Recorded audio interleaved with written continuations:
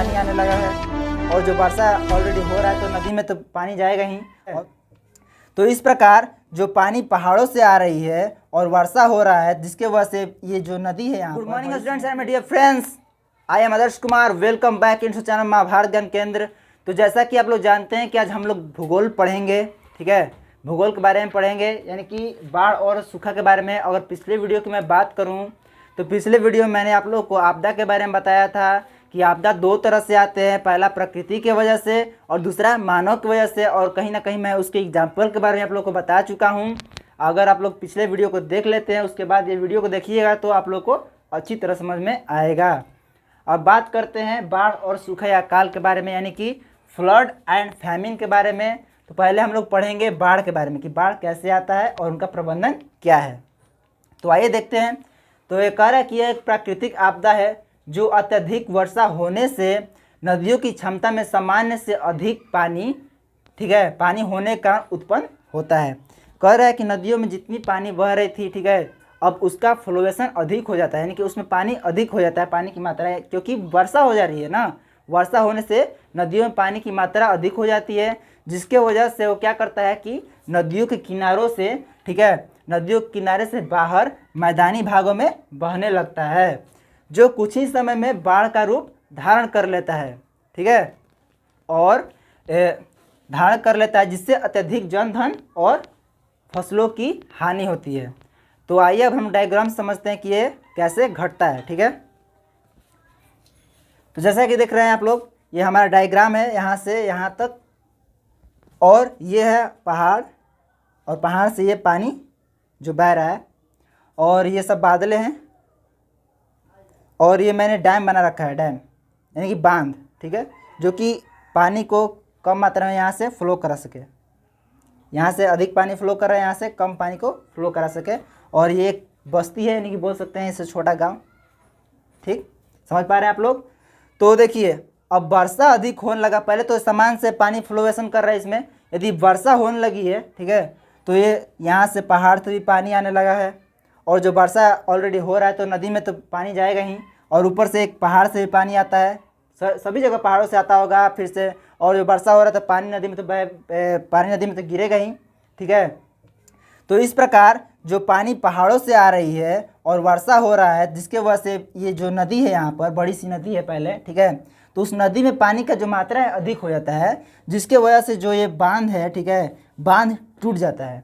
यानी कि बांध जो होता है अलग अलग भी हो सकता है, या फिर बांध का जो यहाँ पर जो लगा हुआ है पट्टी टाइप का ये भी टूट सकता है, जिसके वजह से पानी का जो फ्लोएशन इसमें है, पानी अधिक मात्रा में फ्लो करने लगता है।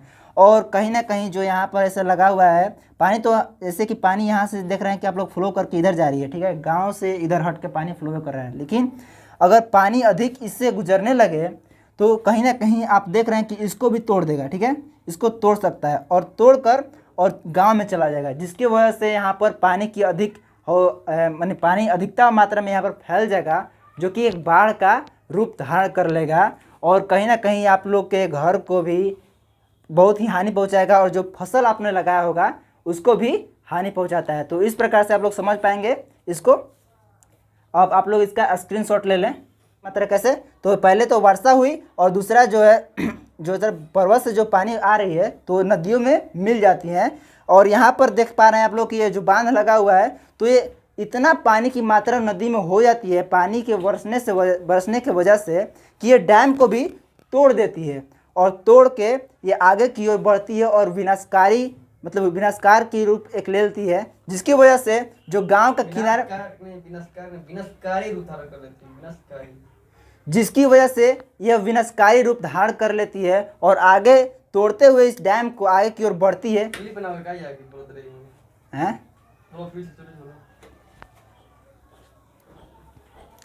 तो जैसा कि आप लोग ये डायग्राम देख रहे हैं, आइए इस डायग्राम के माध्यम से हम लोग बाढ़ को समझते हैं कि बाढ़ कैसे आता है। तो बाढ़ दो तरह से आ सकता है, पहले बात करें कि बादलों से, और दूसरा बात करें कि यदि ग्लेशियर जो है, पर्वत जो हैं, बर्फीले पर्वत जो हैं जो पिघलते हैं तो उससे भी बाढ़ आ सकता है। तो पहले हम लोग बात करेंगे पानी जो अधिक बरसती है उसके बारे में, उसके संदर्भ में बात करेंगे, ठीक है। तो यहाँ पर मान लीजिए कि यहाँ पर पानी बरस रहा है, ठीक, और नदियों का जो जल है वो पहले तो सामान्य था लेकिन अब वो अधिक हो गया, ठीक है। ये जो नदी है सामान्य सा और अधिक हो गई इसमें पानी की मात्रा कैसे, तो पहले तो वर्षा हुई और दूसरा जो है जो इधर पर्वत से जो पानी आ रही है तो नदियों में मिल जाती हैं। और यहाँ पर देख पा रहे हैं आप लोग कि ये जो बांध लगा हुआ है तो ये इतना पानी की मात्रा नदी में हो जाती है पानी के बरसने की वजह से कि ये डैम को भी तोड़ देती है और तोड़ के ये आगे की ओर बढ़ती है और विनाशकारी मतलब विनाशकार की रूप एक ले लेती है, जिसकी वजह से जो गांव का किनारा विनाशकारी रूप धारण कर लेती है, विनाशकारी, जिसकी वजह से यह विनाशकारी रूप धारण कर लेती है और आगे तोड़ते हुए इस डैम को आगे की ओर बढ़ती है। हैं? तो जैसा कि आप लोग ये डायग्राम देख रहे हैं, आइए इस डायग्राम के माध्यम से हम लोग बाढ़ को समझते हैं कि बाढ़ कैसे आता है। बाढ़ दो तरह से घट सकता है, यानी कि बाढ़ दो तरह से आ सकता है। पहले कि ग्लेशियर के पिघलने से, जो कि बर्फीले पर्वत हैं उसके पिघलने से नदियों में जो पानी की मात्रा है वो बढ़ जाती है। और दूसरा कि जो बादलों से पानी बरसते हैं, ठीक है, बादलों की वजह से जो पानी बरसते हैं उनसे भी नदियों की जो मात्रा है, नदियों में पानी की जो मात्रा है वो भी अधिक हो जाता है, जिसकी वजह से बाढ़ आता है। तो आइए इस डायग्राम से हम लोग समझते हैं कि वो कैसे कैसे घटता है।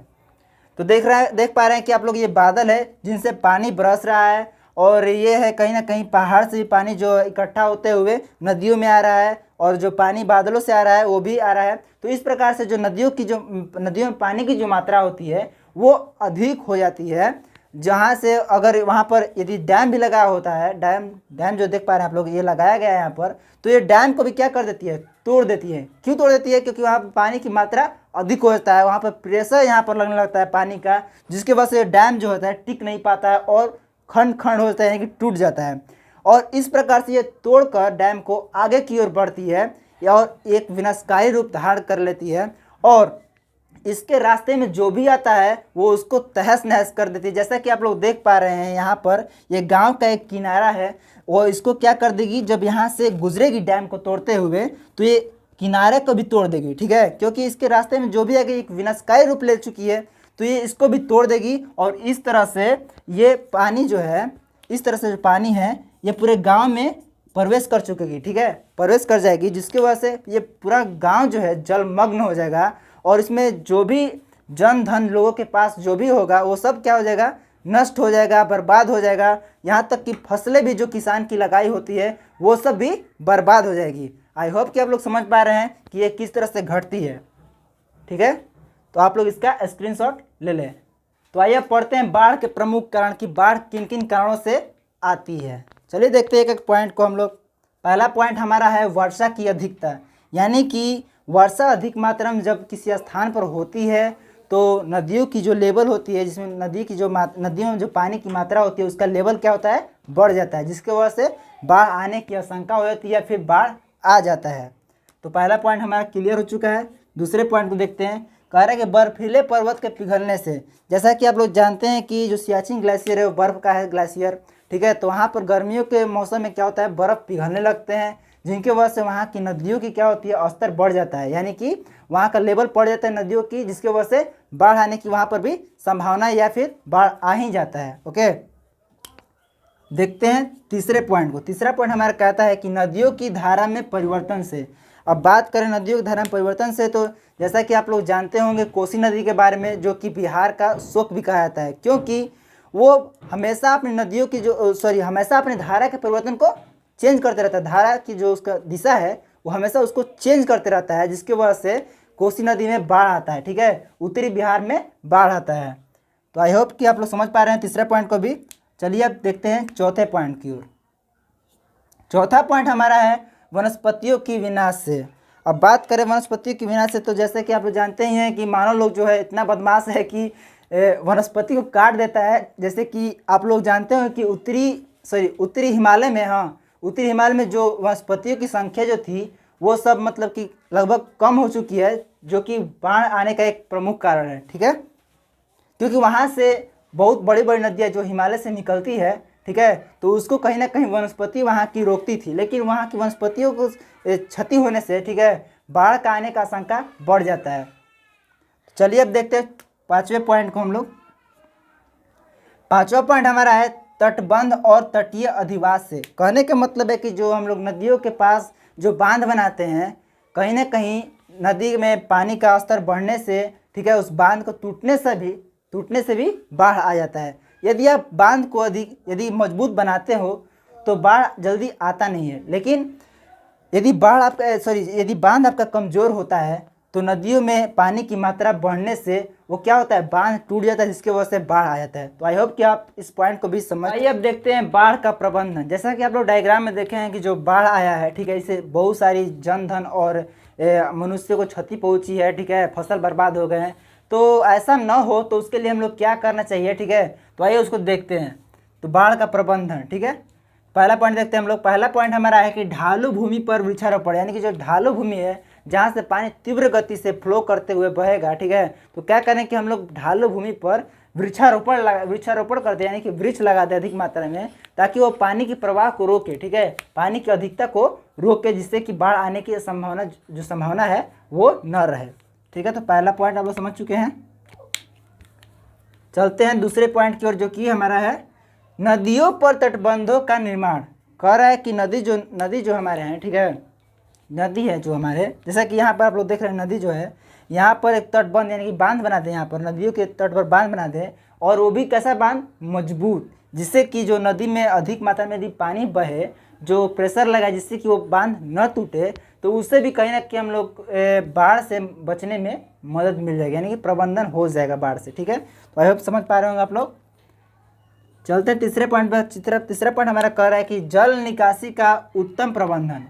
कह रहा है कि जैसे कि हम लोग अपने गांव, शहरों या गलियों में जब पानी अधिक बरसने के कारण वहाँ पर जल का जमावड़ा हो जाता है, ठीक है, तो कहीं ना कहीं जल का जमावड़ा होने के कारण क्या है, तो फिर सड़कों का सही तरह से ना बना हुआ इसलिए भी पानी इकट्ठा हो जाता है। या फिर कहें कि नली है हमारे सड़कों पर जो नलियों हैं, ठीक है, हमारे घरों से जो नली निकली हुई है, कहीं ना कहीं उसका भी विस्तार ना होने से भी, यदि नली में कहीं कहीं जाम रहता है, ठीक है, तो उसके वजह से पानी का कहीं कहीं इकट्ठा होता है, ठीक है, जमावड़ा होता है, जिसकी वजह से उस गली में पूरा क्या होता है, पानी ही पानी हर जगह होता है। ठीक है, तो कहीं ना कहीं एक तरह से बाढ़ का भी रूप ले सकता है।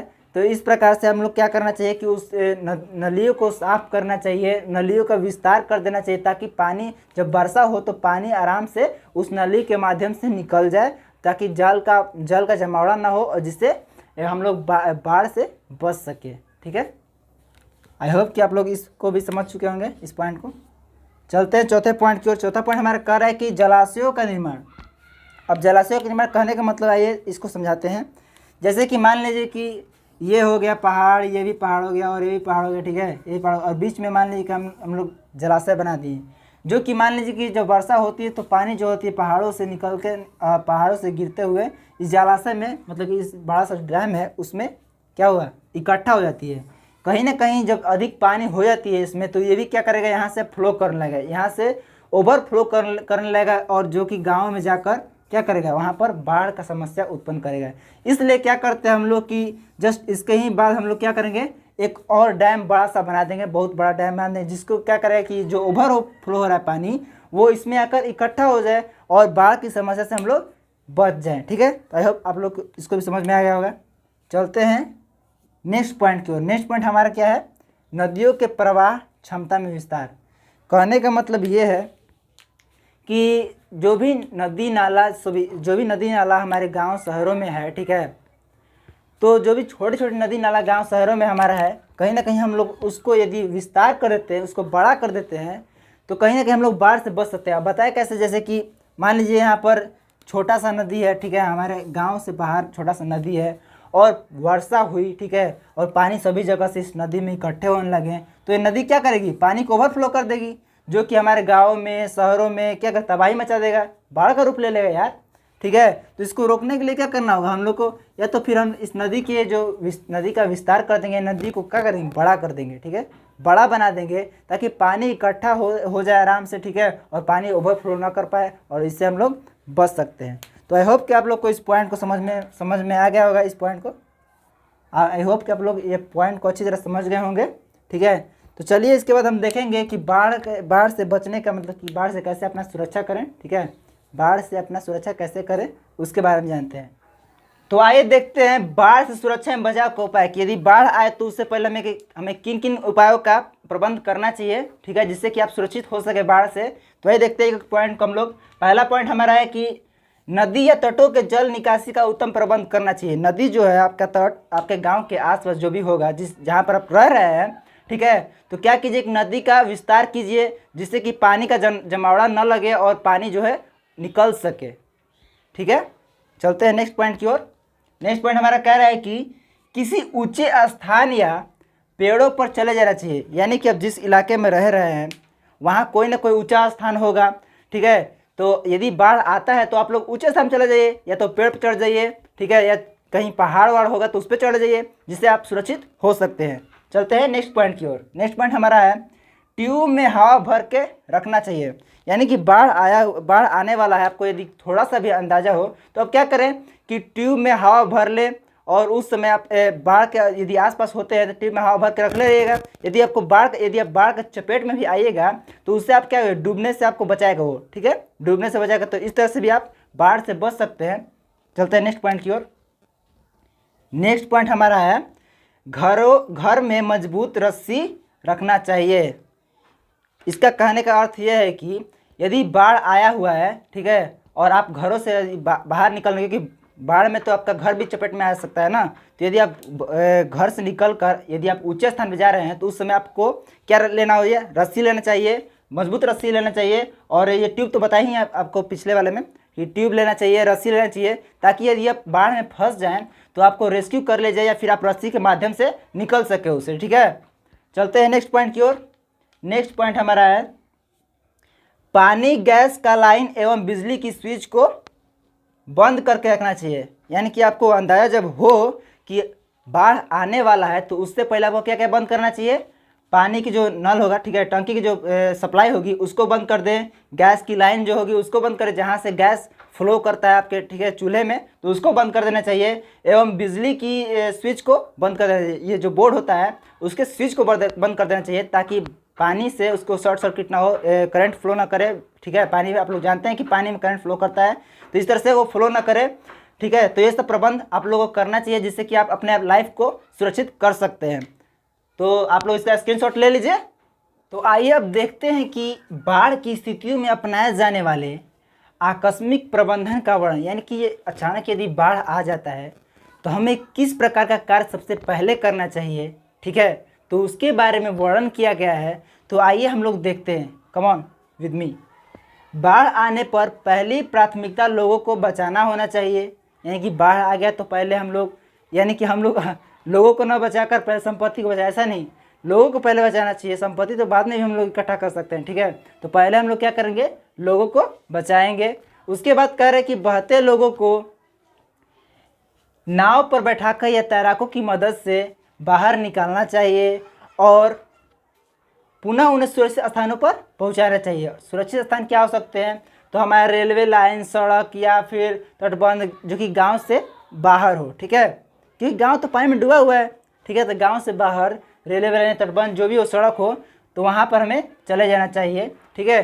कह रहे कि इसके बाद बाढ़ में बह रही संपत्ति के साथ मवेशियों को निकालने की प्राथमिकता जो है सबसे पहले करनी चाहिए। उसके बाद जब लोगों को बचा लिए हम लोग, ठीक है, तो उसके बाद क्या करना चाहिए, जीव जंतु जो हमारे मवेशियाँ हैं उन लोगों को हमें बचाना चाहिए, ठीक है।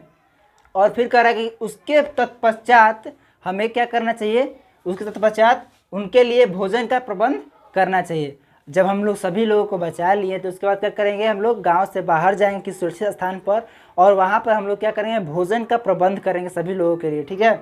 और उसके बाद कह रहा है कि बाढ़ के पानी उतर जाने के बाद कुआओं के जल को शुद्ध करेंगे, ठीक है, और वहाँ के स्थानों को जहाँ पर बाढ़ आया था, ठीक है, उसकी यदि बाढ़ की जो पानी है पूरी तरह से वहाँ से जो जलमग्न हुआ था वो पानी इधर हट जाता है, तो वहाँ पर क्या करेंगे, हम लोग ब्लीचिंग पाउडर का छिड़काव करेंगे, जिससे कि वहाँ पर जो भी गंदगी होगी वो साफ़ हो जाएगी, ठीक है, कोई रोग नहीं होगा, ठीक है, कोई समस्या उत्पन्न नहीं होगा, कोई बीमारियाँ उत्पन्न नहीं होगी।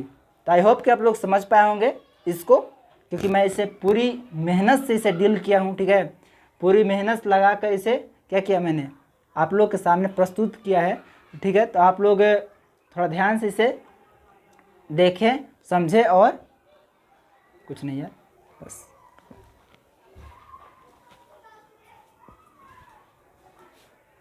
तो आगे अब हम लोग देखेंगे सूखा यानी कि अकाल के बारे में, ठीक है। चलिए आप देखते हैं ये सूखा या अकाल के बारे में। तो पहले आप लोग क्या कीजिए, इसका स्क्रीनशॉट ले लीजिए। तो आइए अब देखते हैं सूखा या अकाल यानी कि फैमिन के बारे में, FAMINE, जिसको इंग्लिश में फैमिन बोलते हैं, उसके बारे में, ठीक है। और जानेंगे कि ये कैसे आता है और इसके प्रबंधन क्या क्या है उसके बारे में भी जानेंगे। तो आइए पहले देखते हैं इसके डेफिनेशन क्या है, ये कैसे कैसे आता है, ठीक है, किस प्रकार से आपदा घटता है। तो सूखा एक प्राकृतिक आपदा है, जैसे कि आप लोग जानते होंगे, जिसके आने से धरातल पर कई महीनों या सालों यानी कि वर्षों तक जलापूर्ति की कमी हो जाती है, जिसके कारण जनजीवन और पेड़ पौधे नष्ट होने लगते हैं। तो ऐसे स्थितियों को क्या बोलेंगे, सूखा बोलेंगे या फिर अकाल बोलेंगे, क्योंकि पानी की तराही सब लोग करने लगते हैं, जिसके वजह से पेड़ पौधे सूखने लगते हैं। यहाँ तक कि मनुष्य भी कहीं ना कहीं मर जाता है पानी की वजह से, पानी की कमी होने लगती है। जैसा कि यहाँ बता रहा है कई महीनों, 1-2 दिन की बात रहती तो मनुष्य जी सकता है, लेकिन कई महीनों कई वर्षों तक, तो ऐसे तो पेड़ पौधे पक्षी ये सब तो मरेंगे ही, जाहिर सी बात है। तो आई होप कि आप लोग समझ पा रहे होंगे कि सूखा क्या कहलाता है। आगे देखते हैं कि सूखा को 3 भागों में बांटा गया है। ये सूखा 3 प्रकार के होते हैं। आइए अब इस बारे में चर्चा करते हैं कि सूखा 3 प्रकार के कौन कौन से होते हैं, उनके नामों को पहले जानते हैं हम लोग। पहला है मौसम विज्ञान संबंधित सूखा, पहला मौसम विज्ञान संबंधित सूखा। दूसरा क्या है हमारा, जलीय सूखा। और तीसरा क्या है, तीसरा है कृषि संबंधी सूखा। आइए अब एक एक को हम लोग अध्ययन करते हैं। पहला हमारा है मौसम विज्ञान संबंधित सूखा। जानते हैं कि ये किस प्रकार का सूखा होता है, कैसे होता है, ठीक है। तो कह रहा है कि जब किसी क्षेत्र में वास्तविक वर्षा वहाँ के जलवायु की अपेक्षा बहुत कम होती है, यानी कि वहाँ की जो जलवायु है, वहाँ की जो जल मौजूद, वहाँ पर जो जल मौजूद है उस क्षेत्र में, उसके अनुसार देखा जाए तो वहाँ की जो वास्तविक वर्षा हो रही है, ठीक है, उसके अनुसार बहुत कम होती है। तो उसे क्या बोलते हैं, मौसम विज्ञान संबंधित सूखा बोलते हैं, ठीक। आगे देखते हैं, आगे है जलीय सूखा। अब जलीय सूखा क्या होता है, ज़रा इसको भी समझते हैं। तो कह रहा है कि किसी क्षेत्र के सतही जल में बहुत अधिक कमी आने के कारण नदियों, झीलों और तालाबों का सूखना आदि, ये इस प्रकार की स्थितियाँ यदि होती हैं तो उसे क्या बोलेंगे, जलीय सूखा बोलेंगे। यानी कि कह रहा है कि उस क्षेत्र में यदि वहाँ का जो लेयर है, उस क्षेत्र का जो लेयर है मिट्टी के अंदर, ठीक है, जहाँ पर मिट्टी के अंदर जो पानी का लेयर है उस क्षेत्र में, यदि वो बहुत अधिक कमी वहाँ हो जाती है, पानी की कमी वहाँ पर हो जाती है, तो उस प्रकार से क्या होता है कि नदियाँ, झीलों और तालाबों क्या पर वहाँ का पानी क्या होता है, सूख जाता है, ठीक है। तो ऐसे सूखा को क्या बोलेंगे, जलीय सूखा। ऐसे आपदा को जलीय सूखा बोलेंगे। तो आइए अब देखते हैं तीसरा पॉइंट हमारा क्या है। तो तीसरा हमारा है कि कृषि संबंधी सूखा। तो अब ये किस प्रकार सूखा होता है, आइए जानते हैं इसको, ठीक है। तो कह रहा है कि मिट्टी की आर्द्रता में कमी आने से कृषि उत्पादकता में कमी होना। कह रहा है कि मिट्टी की यदि आर्द्रता है जो, ठीक है, गर्मी की वजह से उसकी आर्द्रता में कमी आ जाती है, जिसके वजह से क्या होता है कि मिट्टी की उत्पादकता जो है, फसल की जो उत्पादकता है, कृषि की जो उत्पादकता है, वो क्या होता है, कम हो जाता है, बहुत कम हो जाता है। तो वैसे आपदा को क्या बोलेंगे हम लोग, कृषि संबंधी सूखा, ठीक है। वैसे आपदा को कृषि संबंधी सूखा बोलेंगे, क्योंकि हम लोग आपदा पढ़ रहे हैं इसलिए हम लोग ऐसे आपदा को क्या बोलेंगे, कृषि संबंधी सूखा, ठीक है। तो आई होप कि आप लोग बहुत अच्छी तरह से समझ पा रहे होंगे इस वीडियो को, ठीक है, इस चैप्टर के इस टॉपिक को अच्छी तरह समझ पा रहे होंगे। तो आइए अब इसके आगे हम लोग पढ़ेंगे कि अब इसका प्रबंधन कैसे करा जाए, ठीक है, इससे कैसे बचा जाए, इसके बारे में हम लोग जानेंगे। तो तब तक आप लोग इसका क्या कीजिए कि स्क्रीनशॉट ले लें। तो आइए अब देखते हैं सूखा या अकाल से बचाव का उपाय, कि सूखा एवं अकाल से बचने के क्या क्या उपाय हैं, ठीक है। तो आइए पहले देखते हैं हम लोग पॉइंट को देखते हैं। पहला पॉइंट, पहला पॉइंट हमारा है अधिक से अधिक वृक्षारोपण करना चाहिए। यानी कि यदि आप अधिक मात्रा में वृक्ष लगाएंगे तो इससे क्या होगा, मौसम में परिवर्तन होगा और उसके अनुसार आपको जो सूखा है उसमें बारिश यदि हो सकती है, बारिश होने की संभावना हो सकती है, जिससे कि आप सूखा से बच सकते हैं। ठीक है, चलिए दूसरा पॉइंट देखिए। दूसरा पॉइंट हमारा ये है कि पानी का उचित एवं आवश्यकता अनुसार उपयोग करना चाहिए। कहने का मतलब ये है कि पानी की आपको थोड़ा सा ज़रूरत है, लेकिन आप बहुत सारा पानी का यूज कर लेते हैं, तो ऐसा न करें। ज़रूरत अनुसार ही पानी का उपयोग करें, जिससे कि पानी को बचाया जा सकता है और ये आपको सूखा में भी मदद कर सकता है। आप सोच रहे हैं कि सर कि हम थोड़ा सा पानी को बचाएंगे तो कैसे सूखा मदद करेगा। आप सोच रहे हैं कि केवल हम बचाएंगे, यदि ऐसा सब सोचे कि हम बचाएंगे पानी तो कितना पानी बच सकता है आप लोग जानते होंगे।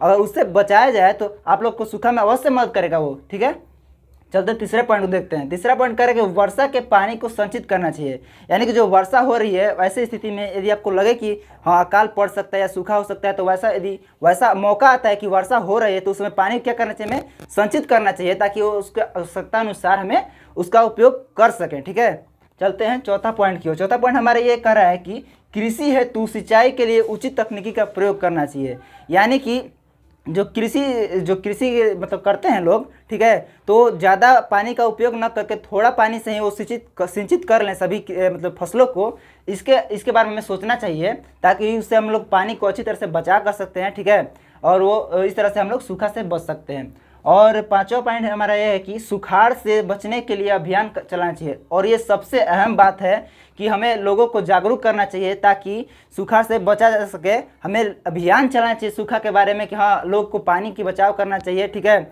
इस तरह से कम पानी का उपयोग करना चाहिए, ज़्यादा पानी वेस्ट ना करना चाहिए। तो इस प्रकार से हम लोग सूखा से बच सकते हैं। तो ये रहा आपका 5 अहम जो रोल है हमें सूखा से बचने के लिए। ठीक है, तो आप लोग इसका स्क्रीनशॉट ले लें।